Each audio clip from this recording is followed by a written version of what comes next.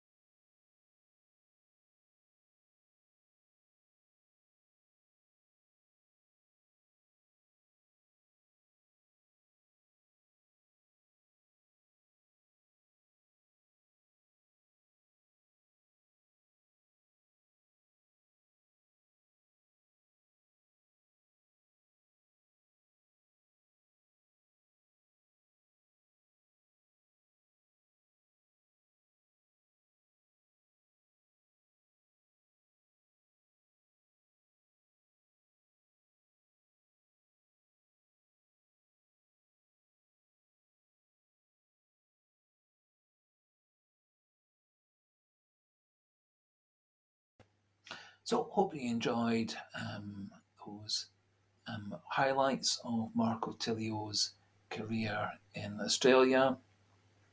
He started off initially at Sydney and then moved to Melbourne. He had a very impressive Australian under-20 international record with 13 appearances and 12 goals, and has now played the full international team 7 times, and was at the World Cup just before Christmas in 2022. And he is seen as being one of the young stars of the Australian national side, and last season was regarded as the best player currently playing in Australia.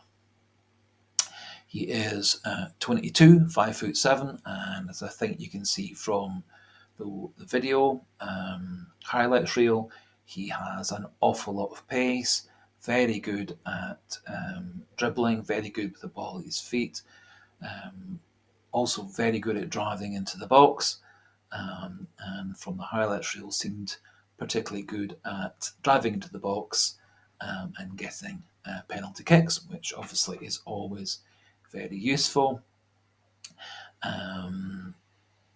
He has a good ability for scoring goals, and in his time at Melbourne, played 82 games with 20 goals and 19 assists, and so he is obviously a very handy player at the top end of the pitch, creating and scoring goals. One odd thing from looking at his statistics, he seems to have a particularly high rate of getting yellow cards. Not very clear as to why that is. As far as I could see, doesn't have a reputation for being a diver, doesn't have a reputation for having a temper or poor discipline. So it may be that he isn't terribly good at tackling and challenging players, but we shall see whether that continues when he is in Scotland. Has reasonable ability in the air, and looking at his profile, he plays primarily right wing, although he is left-footed, cutting in on his left foot, although is able to double up as a left winger and can also play through the middle or play in a supporting role behind a striker. And so I think he is actually going to be a very flexible player and an excellent player coming off the bench. As I mentioned at the start, when he signed for Celtic, he had a persisting injury, but a few weeks ago, when Alice Johnson also came back into training, Tilio also returned to training, and the prediction was that he would be ready for mid-September. And so I think a couple of weeks of intensive training over the international break, and he should be ready for coming off the bench for Celtic in games from then onwards. I think he's actually a very exciting player. Reminds me quite a bit of Paddy Roberts, who some may remember we had during Brendan Rodgers' first spell as Celtic manager, when Roberts was here at Celtic for a couple of years on loan from Man City. Roberts was particularly good playing down the right, cutting in on his left foot, was able to get to the byline, knock the ball back, also able to score a good number of goals, and was very creative, setting up others to score.